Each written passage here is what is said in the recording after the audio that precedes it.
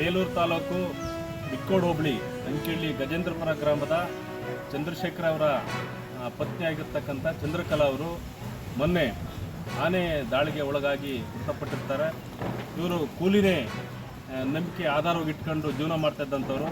ಬೆಳಗ್ಗೆ ಎದ್ದು ತೋಟದ ಕೆಲಸ ಹೋದಂಥ ಸಂದರ್ಭದಲ್ಲಿ ಆನೆ ದಾಳಿಗೆ ತುತ್ತಾಗಿ ಮೃತಪಟ್ಟಿರ್ತಾರೆ.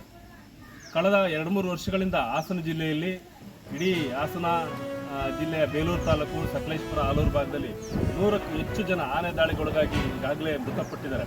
ಆದರೂ ಕೂಡ ಸರ್ಕಾರ ಅವರು ಮೃತಪಟ್ಟಂಥ ಸಂದರ್ಭದಲ್ಲಿ ಬಂದು ಅವರಿಗೆ ಸಾಂತ್ವನ ಹೇಳಿ ಅವರು ಒಂದಷ್ಟು ಪರಿಹಾರ ಕೊಟ್ಟಿದ್ಬಿಟ್ರೆ, ಶಾಶ್ವತವಾದಂಥ ಪರಿಹಾರವನ್ನು ಕಂಡುಹಿಡಿಯುವ ನಿಟ್ಟಿನಲ್ಲಿ ಯಾವುದೇ ರೀತಿಯಾದಂಥ ಒಂದು ಶಾಶ್ವತವಾದ ಕ್ರಮವನ್ನು ಕೈಗೊಂಡಿಲ್ಲ.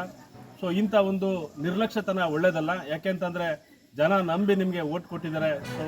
ಸೊ ಇಂಥ ಜವಾಬ್ದಾರಿಯಲ್ಲಿರ್ತಕ್ಕಂಥ ಸರ್ಕಾರ ಈಗಾಗಲೇ ಇಷ್ಟೊತ್ತಿಗೆ ಉಸ್ತುವಾರಿ ಮಿನಿಸ್ಟ್ರಿಗೆ ಬರಬೇಕಾಗಿತ್ತು, ಸಂಸದರು ಇಲ್ಲಿ ಬರಬೇಕಾಗಿತ್ತು. ಸೊ ಅವ್ರು ಕೂಡ ಇಲ್ಲಿಗೆ ಇಷ್ಟೊತ್ತಾದರೂ ಕೂಡ ಬಂದಿಲ್ಲ ಅವರು. ಸೊ ಪರಿಹಾರ ಕೊಡೋದು ಮುಖ್ಯ ಅಲ್ಲ, ಜನ ದುಡಿದು ತಿಂತಾರೆ. ಆದರೆ ಭಯಮುಕ್ತವಾಗಿ ನೆಮ್ಮದಿಯಿಂದ ಬದುಕ್ತಕ್ಕಂಥ ಒಂದು ವಾತಾವರಣ ಮಲೆನಾಡು ಭಾಗದಲ್ಲಿ ಸೃಷ್ಟಿಯಾಗಬೇಕಾಗಿದೆ.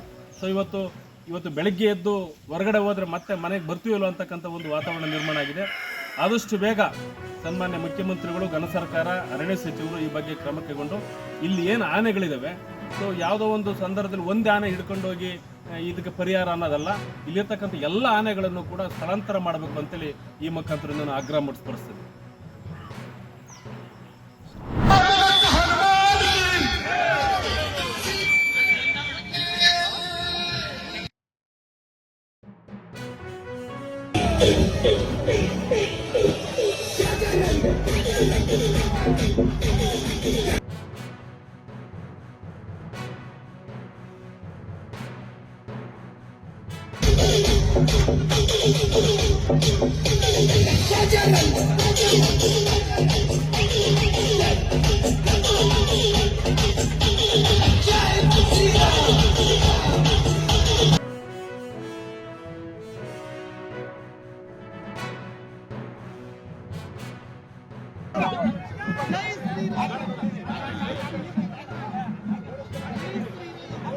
ನೀವು ಈ ಕಡೆ ಬರ್ರಿ.